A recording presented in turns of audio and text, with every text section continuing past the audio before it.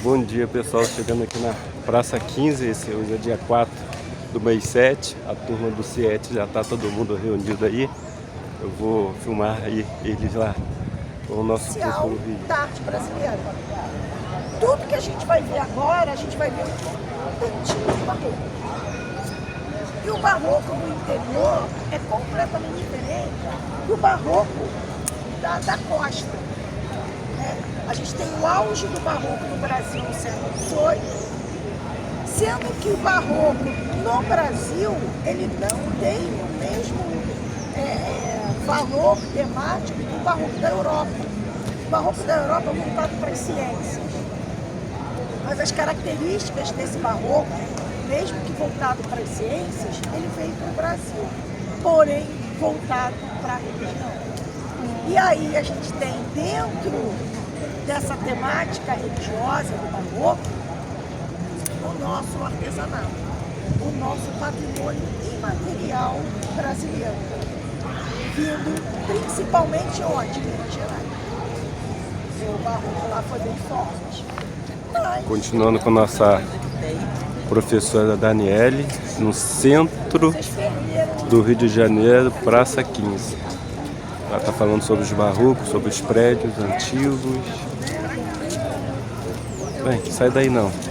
A aula está apenas... No início do século XX, isso se dá com o apagamento de regimes governamentais anteriores.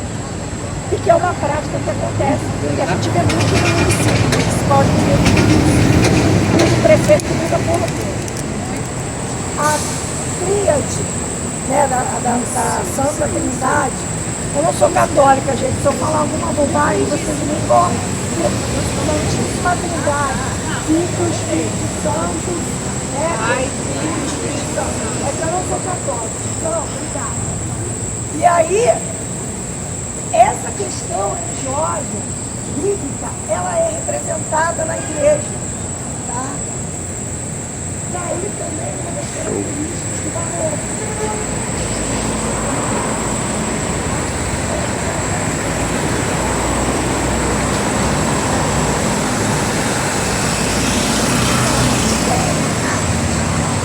Tá vendo aquele frio aqui, é herança egípcia na arquitetura barroca. Na hora que ela apontou, eu... Ela veio ao longo do início das civilizações, transcende o Império Romano, entra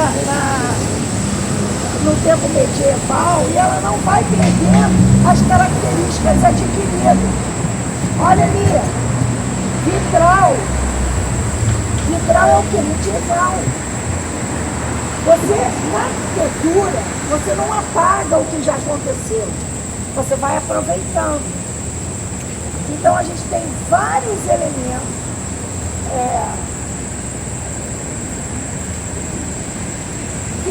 que atravessam a Idade Média, o Renascimento e chegam no Barroco. Mas, respondendo precisamente como que eu sei que essa igreja é barroca? Pesquisa aí, olha lá. Outra característica do que a gente está estudando. Beco dos Barbeiros. É essa rua aqui. Todos os becos, o que é chamado de beco, é rota de fuga de escravizados. Tá? E é história. Tá? É original ou não é? O que vocês acham?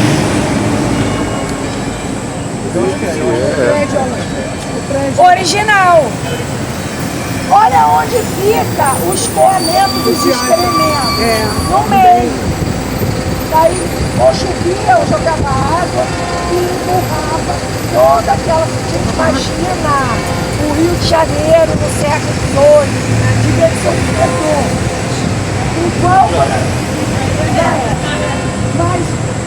Igual quando você passa no evento, você passa perto de um monte de banheiro químico, tá fedido. Imagina o centro do Rio de Janeiro e ainda puxa de cocô também. Então, o que que acontece? Olha a luminária, né, que era, na época, Luiz de Belo, que existia lampião. Existia uma profissão que era o acendedor de lampião, muitas vezes também pintado por debreche, que hoje não se fala. Tá? E aí, o que que acontece com a modernidade? Esse fio, ele é alargado, e a gente tem a pista, que hoje é chamado de meio-fio. Olha, presta atenção na 1º de março, a antiga Rua Direita. Ela é assim. E lá é assim. Só vai entrar na gravado. É isso aqui. Tijolos, né? No início eram pedras. E depois, com a formação dos oleiros, né, as olarias e etc., a técnica mudou para essas pedras formatadas, né, retangulares, né, que a gente chama de tijolos, são esses tijolinhos. Essa técnica que eu falei lá, que foi trazida para cá pelos africanos escravizados, é isso aqui. Se vocês olharem todas as construções do século XVIII, final do século XVII, ela vai trocando das pedras brutas, que vão se organizando entre um cimento que era óleo de baleia, terra e uma faixa de tijolos, para subir as paredes mais certinha, para ficar mais fácil, para menos quebra-cabeça, né? Então, essa parede, ela é característica de construção dessa época. Não é engenharia portuguesa, não, tá? É engenharia africana. E que quando você fala em colonial, você está falando de barroco, e aí você fala de Portugal. E aí a gente esquece, a gente apaga quem realmente subiu essa cidade. Que foram os negros escravizados. E que eles faziam as coisas com as expertises que eles tinham, que eles trouxeram quando vieram, foram capturados lá do meio do cotidiano deles e vieram para cá. E toda essa expertise, essa cultura, esse saber, inclusive na religião, foi modificado aqui e hoje a gente tem um vasto patrimônio material dentro do sincretismo religioso. Todos os santos católicos têm seus orixás e as festas que a gente comemora hoje, como a festa junina, ela era uma festa pagã indígena, que se comemorava a colheita do milho. Por que será que a gente come tanta coisa à base de milho na festa junina? Porque é o ápice da colheita do milho. E aí, o que Portugal fez? Aliou a prática pagã à comemoração dos santos, que também eram festejados na época similar. Ele deu uma adequada no calendário. Por isso que junho a gente tem comemoração de 3 santos. E é quando bomba as festas juninas pelo Brasil. Julho já vai acalmando. Aí o que as escolas fizeram? Não, fazer em julho não, porque cara de férias. Jogaram as festas juninas para a segunda quinzena, né, de julho, para poder caracterizar o final do semestre letivo. Sim. Mas as festas juninas mesmo, originais, elas são de junho. Então tudo que vocês olharem lindo, maravilhoso, erudito, vamos olhar agora com os outros olhos. Que não é bem assim. É como dizia minha mãe, a Rua do Doutor. Por que a rua tem esse nome? Por que a rua tem esse nome? Porque tem a ver com a ouvidoria, né? Para ouvir as queixas. Da onde ele via? lá na Rua do Ouvidor. Aonde fica a sua charutaria? Na Rua do Ouvidor. Onde fica a sua chapelaria? Na Rua do Ouvidor. Que ela é uma rua que vai até lá, Uruguaiana, se eu não me engano, onde acaba numa igreja que foi construída para os escravos. Aqui é a elite. Lá, desculpa a expressão, mas é de propósito, o lixo. Tá? Sim, perto do Real Gabinete Português, que é do outro lado. Então a gente tem uma parte nobre, um meio e uma parte nobre comercial aqui. Tá? Lá também perto do gabinete tem a escola de literatura, uma academia, alguma coisa de literatura lá, um prédio no estilo Mouro, bem lindo. Tem alguma coisa da literatura também ligada ao português. Só que a Academia Real é um prédio de estilo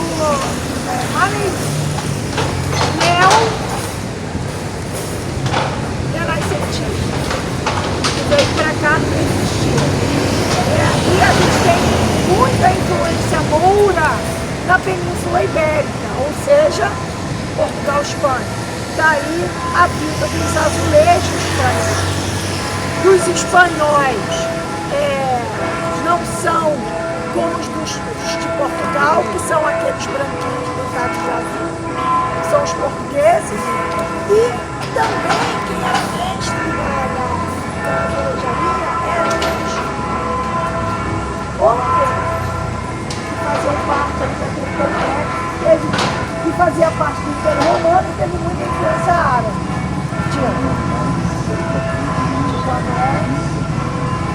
Essa aí também, essa é colonial, 1600 ela é tão antiga quanto aquela dali.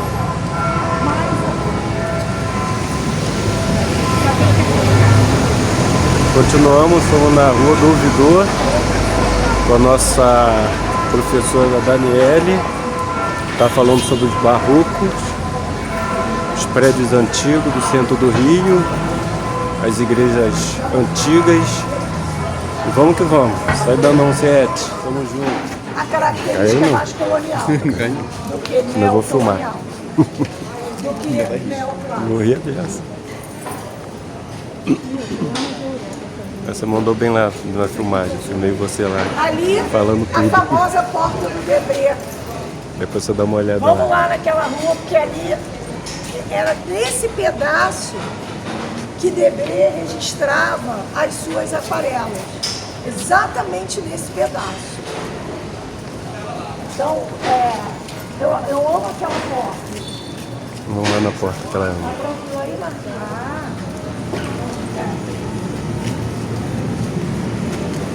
Essa porta, gente, eu sou apaixonada por ela. Eu queria saber, fiquei muito tempo pesquisando sobre ela.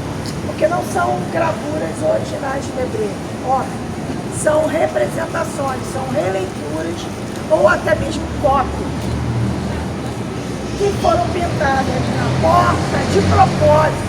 Porque aqui era o reduto de Debré. Foi aqui que ele pintava o cotidiano dos escravizados do Rio de Janeiro.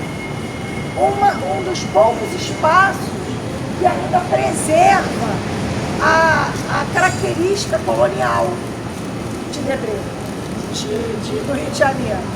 Né? Então a gente tem partes da calçada originais, partes que já foram transformadas, readaptadas, porque esse lugar talvez não seja todo o complexo tombado como é Paraty. A gente tem alguns casarões tombados. Fica a dica, sobrado da cidade, tá vendo esse com azulejos portugueses, de pontinho azul? Aqui eles têm um guiamento que é espetacular. Café da manhã colonial. Eles servem o café da manhã em louça portuguesa. Tem uma pessoa caracterizada para contar a história do Brasil Império. E depois do café da manhã, eles se encaminham até a igreja e lá eles assistem uma missa. É uma coisa legal e diferente, que a gente pode fazer marcando, não é barato, custa R$300. Para quem é residente do Rio de Janeiro, 250, mas você não precisa cobrar transporte, você marca um ponto de foto lá na Praça 15. A gente encontra muito mais dentro dos interiores da igreja do que na sua fachada. Porque já dei a dica, né, de por que ela é barroca. Visual, por que ela é barroca? Pedra de cantaria, de cal. Todas as igrejas barrocas são simples, pelo lado de fora e ornamentadíssimas pelo lado de dentro. Sim.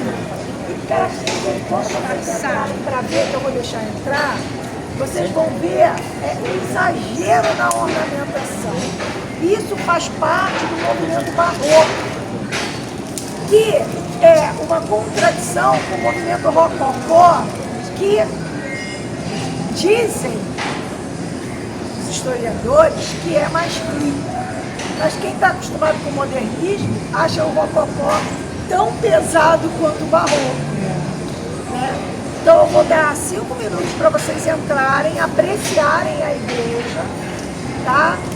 E se vocês puderem e estiver aberto, vão até a sacristia, que lá tem a bala da revolta que teve aqui dos ingleses, que essa igreja ela é conhecida como a Igreja Milagrosa, porque uma das balas dos navios que atingiu a Santa, que ficava lá em cima, agora está aqui embaixo, ela caiu intacta e a igreja não foi destruída. Então ela tem essa história que lá dentro vocês vão poder ler, porque está escrito lá dentro. A sacristia é como se fosse um pequeno museu que conta a história da igreja, tá? Porque nem sempre a gente, enquanto guia, sabe tudo, né? Então eu tenho que também treinar vocês de buscar as informações para vocês poderem passar como que o passageiro vai lidar com um determinado equipamento turístico. Tem gente que não gosta de ficar ouvindo guia, porque não é aula, é passeio. Hoje é aula, mas eu estou ensinando a vocês também a fazer guiamento. Né? Então, se a sacristia estiver aberta, entrar na sacristia e explorar as informações que tem lá dentro.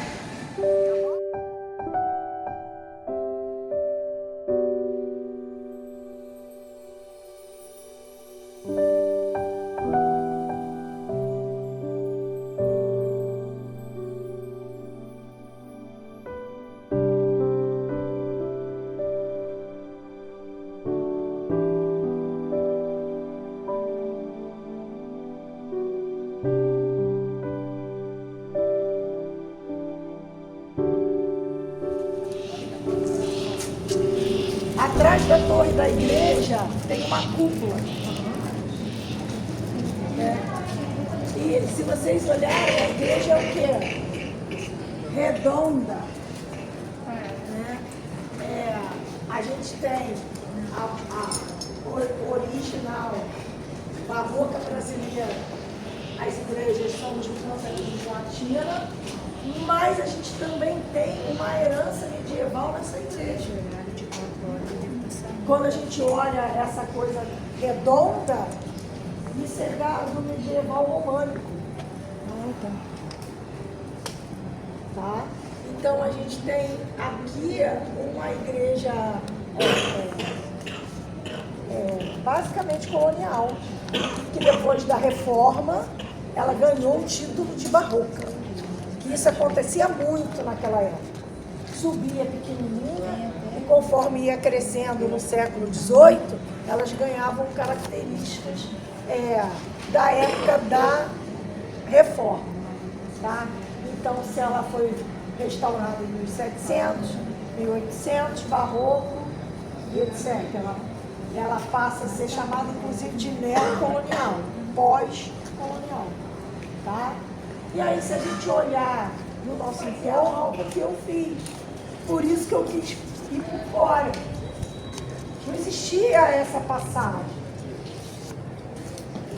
Foi um português de sobrenome Teles que fez a passagem. Para quê? Para ligar a parte governamental do Rio de Janeiro à parte comercial do Rio de Janeiro, que é o famoso Arco do Teles, que também é uma construção barroca, porque o arco todo, o arco pleno, de origem medieval, romana, engenharia romana, é feita de pedra, tá? Quem construiu isso aqui? Já falei, mão de obra o quê? Escrava, escravizada. E aí a gente tem, na parte da serralheria, símbolos de matriz africana, que são os símbolos adinkra, que eu já falei para vocês nas aulas, quem fez aula comigo. Então a gente tem ali, ó, o coraçãozinho, ali, agora vocês vão achar vários. Esses daqui também são os círculos, tá? O que é a simbologia adinkra? São símbolos que transmitem palavras de incentivo, porque eles tinham uma vida muito sofrida. Eles eram maltratados, dia sim, dia não, a cada segundo. Eles saíram de condições boas, muitos chefes, muitos reis, muitas princesas saíram do seu habitat natural e vieram para cá como escravizados. Por quê? Porque a colônia portuguesa se achava dono dessas pessoas. E aí, através, como a mão de obra era basicamente deles, inclusive aqueles que tinham mais jeitinho com a arte, eles eram formados na escola de artes e ofícios para fazer essa parte mais artística dos frisos, das esculturas e etc. Eles começaram a colocar no século XIX, aí já é século XIX, essa simbologia, que não estava tomada, a fazer essa aplicação. Construir um prédio da década de 40, acima do colonial, que é o histórico.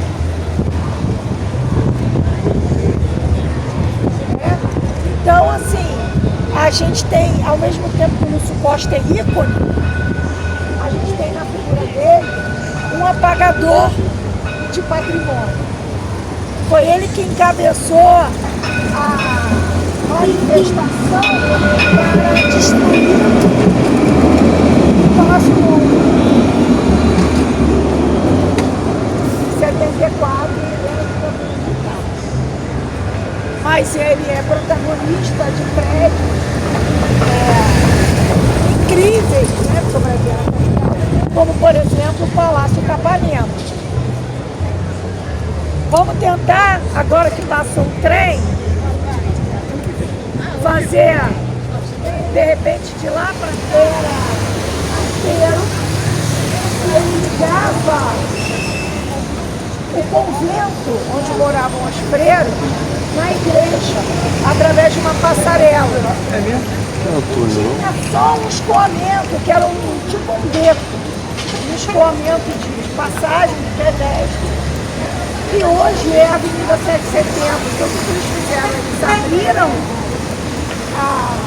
eles demoliram a passagem, para abrir a rua, justamente para fazer a ligação da Praça 15 com a praça, com a rua direita, que era a rua lá atrás, que é não, essa é 1º de março. Com a parte de trás do resto das ruas, tá?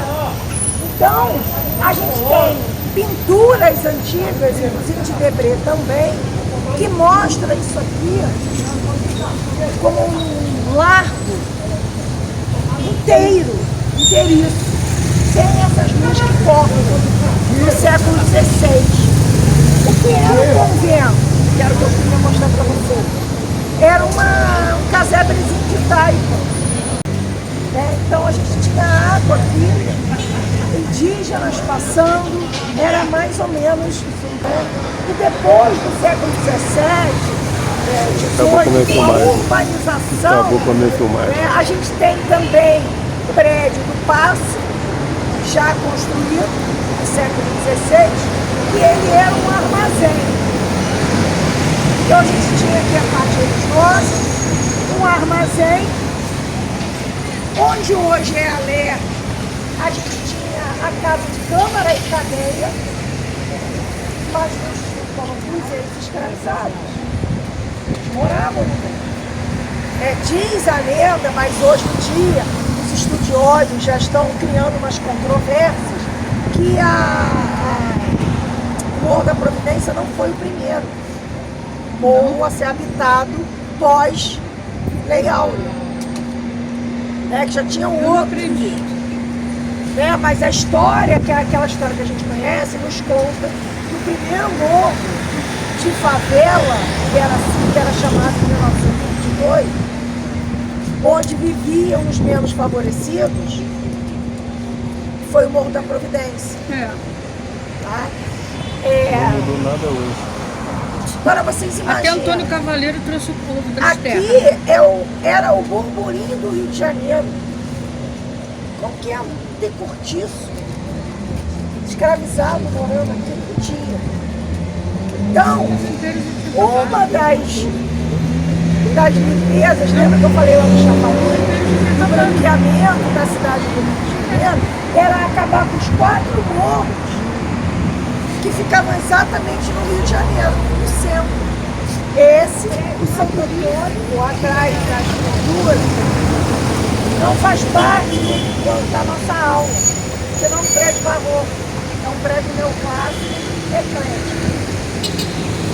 Mas o lugar faz parte da nossa aula, porque era exatamente aqui a casa de câmara e cadeia, o prédio, de câmara e cadeia, onde o Tiradentes foi preso, da parte de baixo.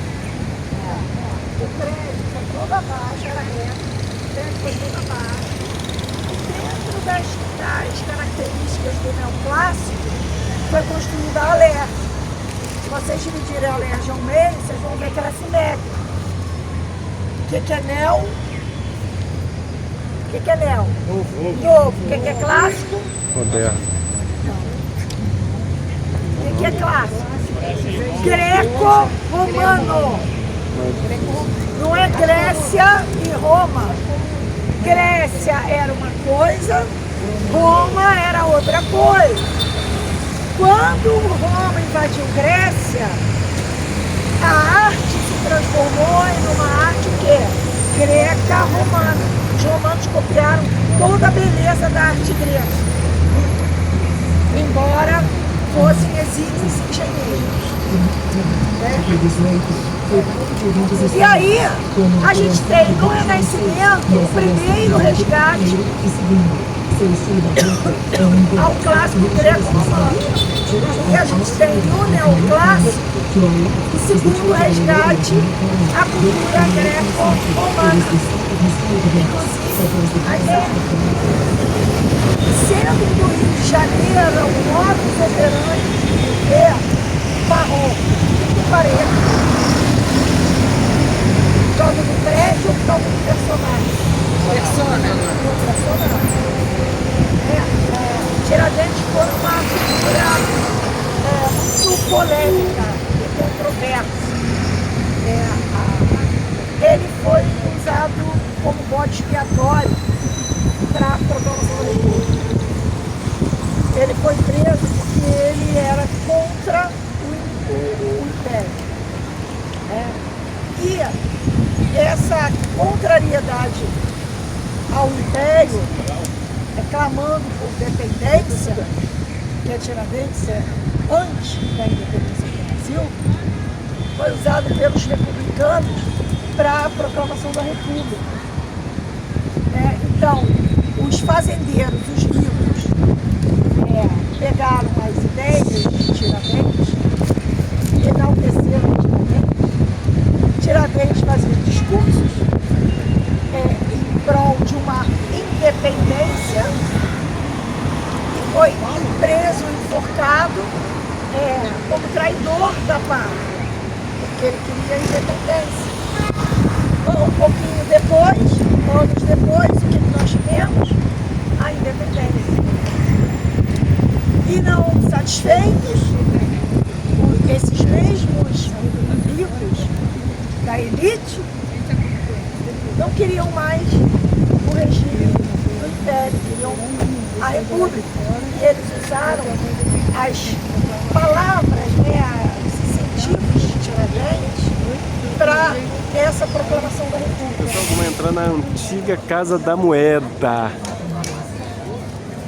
E o antigo armazém também. Várias entradas. Professor Daniele. Aqui era a entrada de serviço. Era aqui que as carruagens entravam para carregar, descarregar, que não vinham dos produtos que vinham por terra. Ou que vinha do mar, eram separados e iam embora. Então a gente tem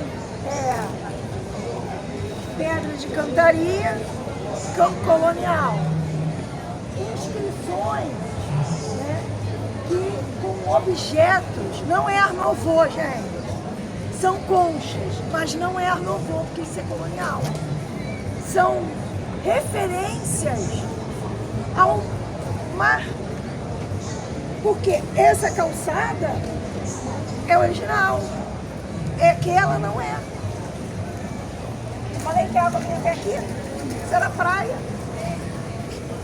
Então o armazém ficava exatamente no desembarque dos navios, bem próximo, para poder retirar as mercadorias.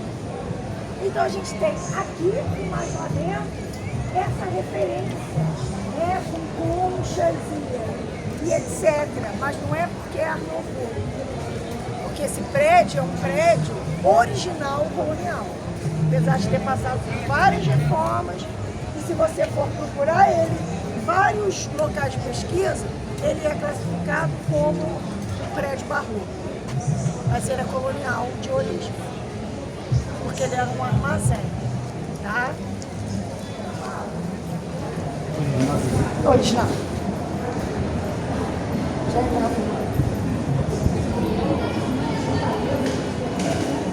Por que esse piso aqui é diferente e é grego? Porque o cavalo entrava por aqui e aqui ele não escorregava. Tá? Piso original do século XVI. Tá? Que era a entrada do armazém. Tá? E aí a gente vai prestar atenção, o que hoje é espaço cultural, nós vamos ver com olhos do passado. Tá? Armazém del Rei. Porque é o armazém do rei. Vamos entrar na sala e nos encontrar aqui de volta, mas olhando a sala como um grande depósito. Porque hoje é o quê? Espaço cultural. Para vocês verem como que é a dinâmica da arquitetura. Tá? Dado separadamente, até para não contaminar. Porque imagina, não rolar. Então a gente tem toda uma estrutura, também de laje de segundo lugar, porque o segundo lugar já existia. O que não existia foi feito depois. Terceiro andar. Foi feito o terceiro andar porque eles moravam no terceiro andar. Eles moraram um tempo aqui. E eles só saíram daqui para ir para a Quina da Boa Vista, onde a gente conhece os museus imperiais. Porque não dava para morar no mesmo lugar onde se trabalhava. Eles queriam de privacidade. E aí eles acabaram indo, mesmo construindo a parte do terceiro andar, eles acabaram indo mesmo para um local mais afastado, imagina, São Cristóvão era muito afastado, para moradia, sair do burburinho do Rio de Janeiro. Aí é o contexto da época, né? Os pequenos, enfim. Nós vamos sair pelo mesmo lugar que a gente entrou, que eu quero subir e vocês vão para a escada de lá. Depois nós vamos descer pela escada daqui. Mas subir, eu quero subir pela escada de lá. Então nós vamos subir por lá, tá? Como eu disse, repito, a gente está dentro do Paço Cultural, enquanto o Paço Cultural século XVII, século XVIII, do Barroco. Então, é mais, claro que vocês podem observar as obras de arte, isso é óbvio. Né? Quem sou eu para dizer que não pode? Né? Mas, dando ênfase às placas, tá? Baixar. Da história do Paço, que vale a pena. Infelizmente, essa não é a exposição de constelações. Acabou a exposição de constelações e eu não pude fechar com uma determinada obra. Eu gostaria de fechar, mas eu vou falar dela mesmo assim.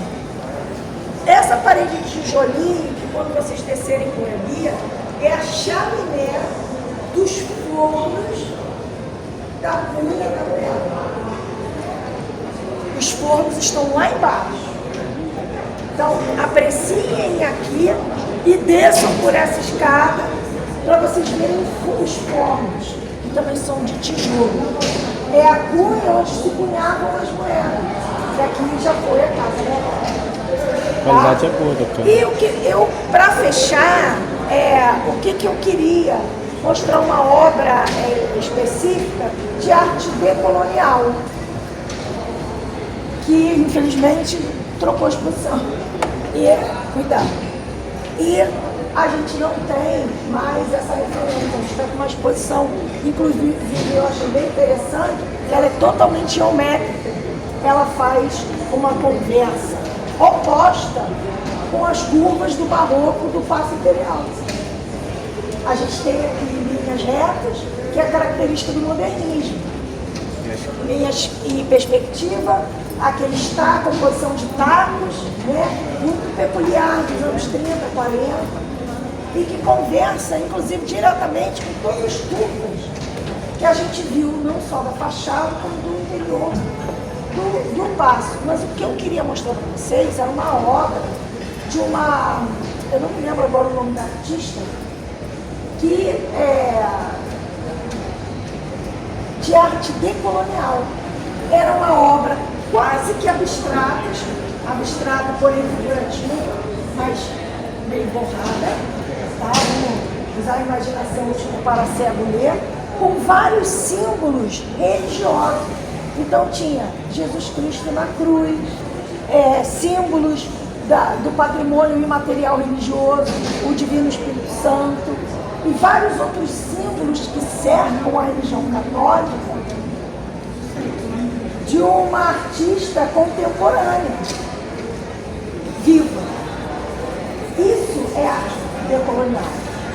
É o terceiro resgate, gente, é tão necessário que eles estão fazendo de novo, através das artes visuais, o resgate da cultura indígena e africana. Ainda não tivemos a reparação que merece. Uns são privilegiados, outros não. Então, a arte decolonial é uma arte nova que está crescendo cada vez mais. Ela não está nos livros didáticos.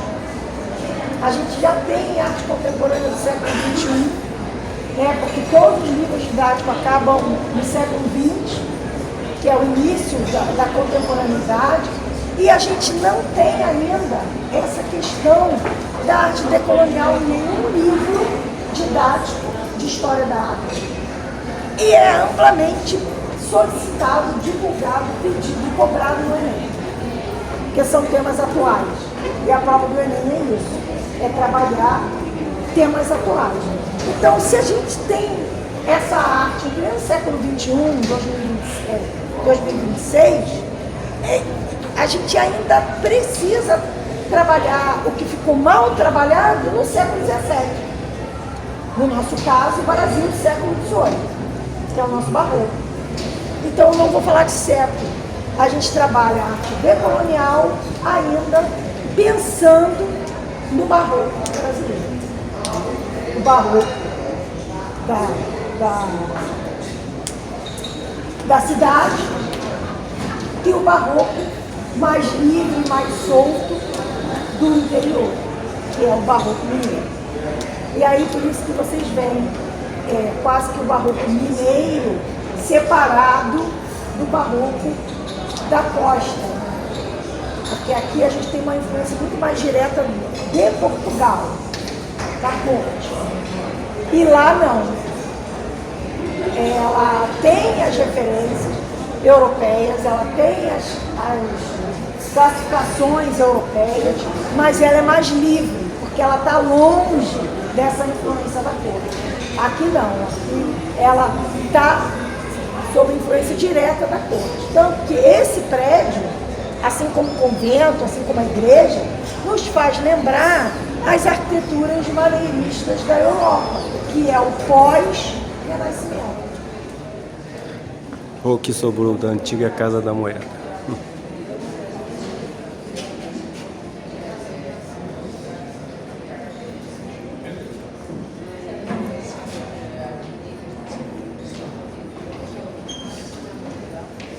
Terminamos aí o nosso passeio aqui no centro do Rio, né, na Praça 15, famosa Praça 15.